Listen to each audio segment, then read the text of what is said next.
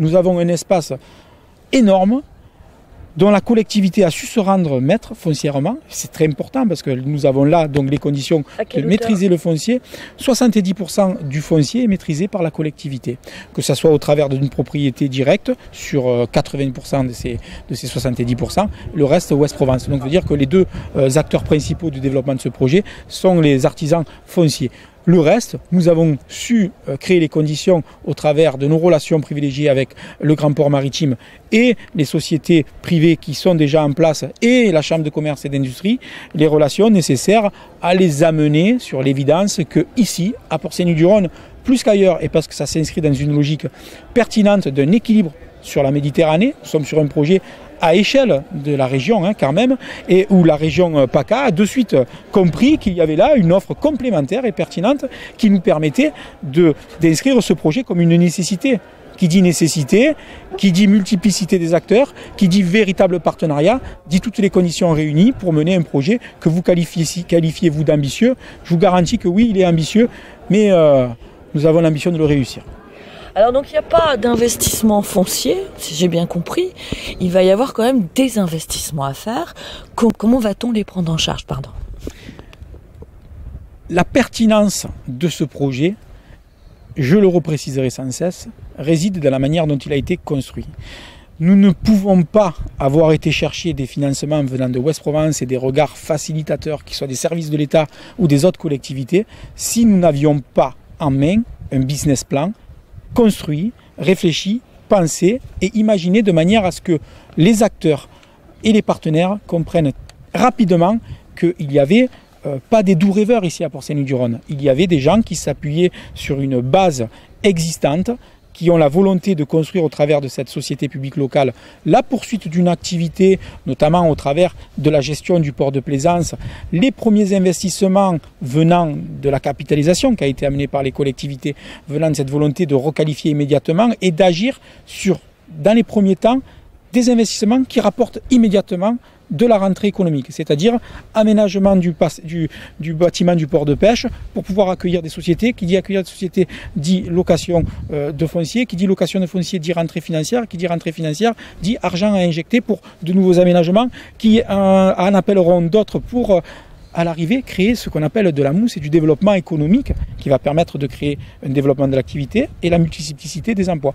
Nous élus, nous ce qu'on recherche c'est offrir du travail aux Port-Saint-Louisiens, aux habitants du territoire, de faire de l'aménagement, reconquérir des friches industrielles. C'est aussi le cœur de métier d'un élu, de voir son environnement reconquérir sur des bases saines. Des bases saines sont celles de ce projet qui allie efficacement développement économique et contraintes environnementales. Justement, est-ce qu'on est sûr qu'avec l'intégration du SEN dans Marseille Métropole, il y aura une continuité, un engagement pour continuer à soutenir ce projet ?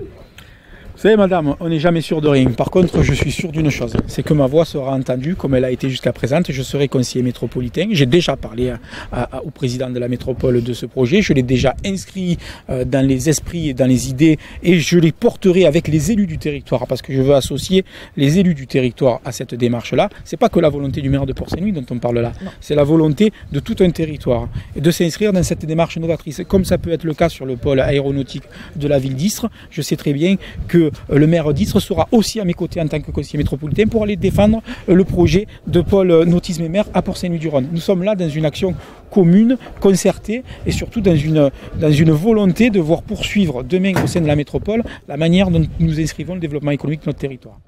Quelle est l'échéance ? À partir de quel moment on imagine que donc les deux ports privés vont être en capacité de doubler leur proposition d'anneaux et on va commencer à voir les premiers travaux, les premiers aménagements où les ports saint-louisiens et j'espère leurs invités pourront venir. Répondre. Donc pour ce qui concerne Naviservice, ils sont en train d'aboutir la négociation avec le groupe Total pour la maîtrise du foncier qui est en face leur emplacement actuel, donc ils vont augmenter de 80% à peu près leur capacité. Donc ils devraient commencer vraisemblablement, si les choses se passent bien, à la fin du premier semestre 2016 à occuper cet espace. Port Napoléon attendait en fait que les études aboutissent pour savoir quelles étaient les contraintes et quelles seraient les conditions qui leur seraient proposées. Puisque vous savez que le problème de préservation des espaces naturels et d'un plan de gestion cohérent, c'est de proposer des mesures compensatoires. Oui. Donc c'est une contrainte qu'il faut savoir cerner, maîtriser et surtout négocier. Donc ils sont en cours de négociation avec la CCI du Pays d'Arles et on pense qu'en 2016 cette négociation pourrait aboutir. Et eux c'est pareil, ils prévoient de faire un marché permanent du bateau d'occasion, un lieu où les professionnels pourraient regrouper des bateaux et permettrait aux clients de venir et d'avoir un choix beaucoup plus large. Voilà. Donc dans 10 ans, Port Saint-Louis, capitale nautique, environnementale et de la pêche. Là, on ne parle pas de Port Saint-Louis, on parle du territoire de la métropole qui aura su offrir sur son espace des développements cohérents de ce qui se passera demain dans le développement de ces activités liées au nautisme. Nous serons ensemble avec la métropole dans les salons liés au développement du nautisme, dans les salons liés au développement de ce produit fabuleux qui est cultivé et qui est élevé ici, qui sort de ces terres-là, la moule, l'huître et tous ces produits-là. Donc non, nous nous inscrivons déjà dans une démarche de collaboration pour faire de ce territoire non pas une exception, on apporte notre contribution à la réussite de ce territoire métropolitain. Zut, j'ai toujours cru que Port Saint-Louis était exceptionnel, moi. Ah, mais ça, c'est parce qu'elle est constituée de gens qui sont exceptionnels. C'est ça.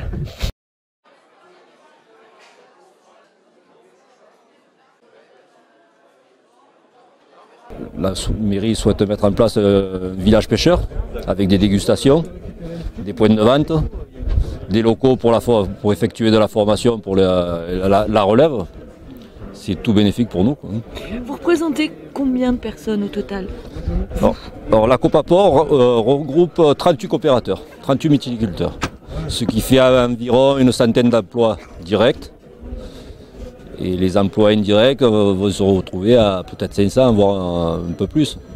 D'accord. On a les fournisseurs, un petit matériel, le carburant, tout ça réuni forme. Et vous espérez voir ce nombre augmenter? Avec l'arrivée de l'huître, oui. Oui. L'arrivée de l'huître, on doit pouvoir compter, multiplier le nombre d'embauches par 3, voire par 4. Ah oui. Le travail de l'huître est demandeur à main-d'œuvre. Bon, ce sera peut-être de la main-d'œuvre saisonnière, l'été et l'hiver, mais c'est forte demande de boulot. Bah alors les fêtes s'annoncent bien. Ben oui, pour l'instant, oui. On a énormément de demandes. Ouais. Toutes les personnes qui ont goûté ces huîtres en redemandent. Oui, j'avoue. Donc je pense que ça va apporter un gros plus à chaque coopérateur. Et dernière petite question, la labellisation par le parc, c'est en cours? Là, on travaille sur le dossier avec le parc, justement, ça fait depuis 2 ans. Bon, ce ne sera pas une labellisation, ce sera juste un marquage parc. Marquage parc de Camargue, comme peuvent l'avoir les riziculteurs, les vignerons. Ce sera là également un grand plus pour l'activité mythilicole. Ok, donc on vous attend sur le futur pôle nautique. Bien sûr, tout à fait. Merci, bonne fête. Merci à vous.